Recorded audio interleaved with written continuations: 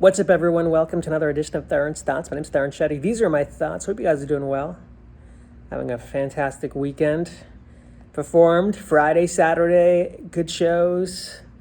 Got to get home a little early. I was able to check out the Jake Paul fights. Are people checking out Jake Paul? I mean, this guy, if you don't know, he's this YouTube boxer, and he's been making quite a name for himself. But I pay attention to it because, one, I used to heavily train jiu-jitsu, and I noticed Jake Paul has made his name fighting washed-up UFC fighters. And when I say washed up, I say that respectfully, but let's be real, just guys who are past their prime. And, for a while, these guys were, 30, 40 pounds lighter than him.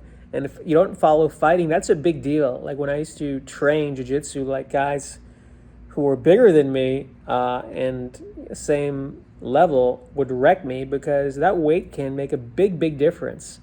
So I used to watch Jake Paul. I think I was a Ben Askren fan who's this wrestler, UFC guy. And, I see Jake Paul going through these dudes, and I think Jake Paul is a good boxer, but he, for a while, he had a serious advantage, and, he's slowly increasing his competition.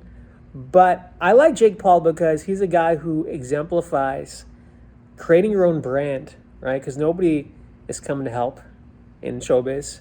Like, he was a guy on Vine, I think, right? Wasn't he shooting 6-second Vines and then took his platform to YouTube or Instagram? I don't know his trajectory, but I do know that he is very proactive in who he is, how people perceive him. His whole brand of being this kind of asshole, self-promotion thing, and it's working. Who's to say anything if it's winning for you? And I think that goes with anything in show business. I was just having this conversation with a friend of mine. We're talking about this comedian who a lot of the public, finds annoying, but his fans love him. And I was saying, who cares? As long as your fans are paying money to see you, integrity doesn't pay the bills. So if you're happy doing what you do, God bless you. Anyway, so going back to Jake Paul, he took on Anderson Silva, who's a very renowned, prestigious UFC fighter. He legitimately beat him. I watched the fight. Anderson Silva is 47 and Jake Paul is 25. 22 years is a big deal.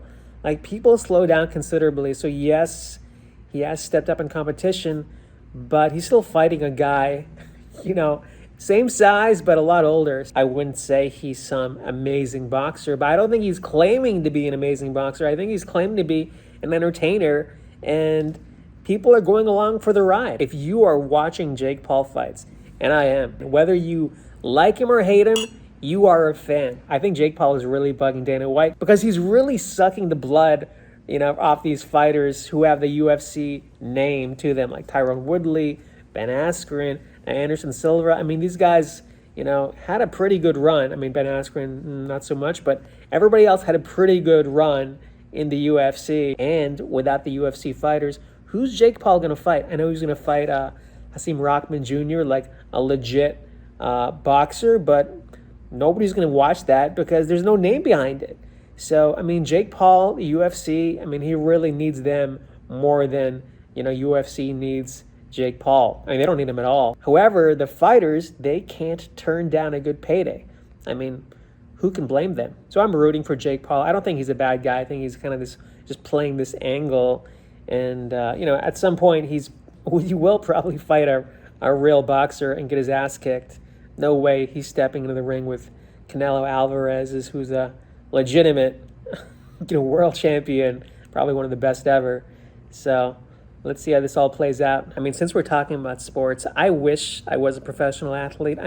What I like about sports is your skill dictates how far you go. This isn't showbiz where there's some gatekeeper. They can really determine how far you go versus if you can hit a baseball coming at you 90 miles per hour, 7 out of 10 times, you're probably one of the best ever. I love the fact that sports comes down to just pure talent. Now, with that said, I think the Lakers just won their first game yesterday. I don't know how many basketball fans there are watching this, but I was watching the highlights last night, and I am genuinely happy for the Los Angeles Lakers. I think they were like 0-4 and they won their first game. Maybe they're 1-5. Man, to watch them, to watch these old guys playing basketball. By the way, somebody had this great quote when you watch NBA players play. We're just watching a bunch of millionaires play basketball and we're just like rooting for them. I mean, we forget like all these guys are insanely wealthy and we create this own allegiance in our head to our hometown sports team. So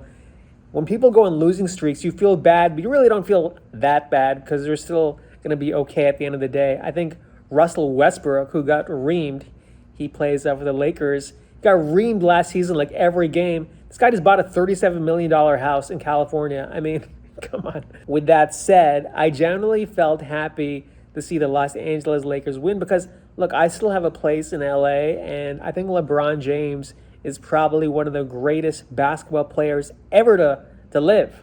No question about it. Like I think there's some stat like every team he played on like went to the finals, and he's won a few of them. So, and he's going to surpass Kareem Abdul-Jabbar this season as the most points scored, even though Kareem had to play 4 years of college. So there's some weird, rules that didn't apply to LeBron James. But my point to this is to see these older guys play basketball, and they're not going to win a championship, but to see them have a moral victory. Because when you get your ass kicked in sports again and again, and you see people go downhill, it's kind of sad. I used to watch a lot of tennis, and there was nothing sadder than seeing like these guys who were like, 38, 39. These guys used to like just crush at these grand slams, and they'd be getting crushed like first round, second round by these young guys who you've never even heard of.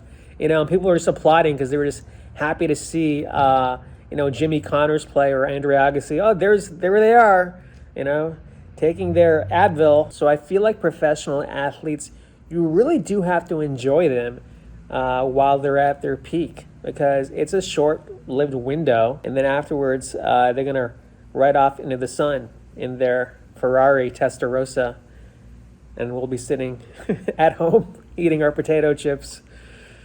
God, life is cruel. I hope you guys have a great day. Thanks for listening. Take care.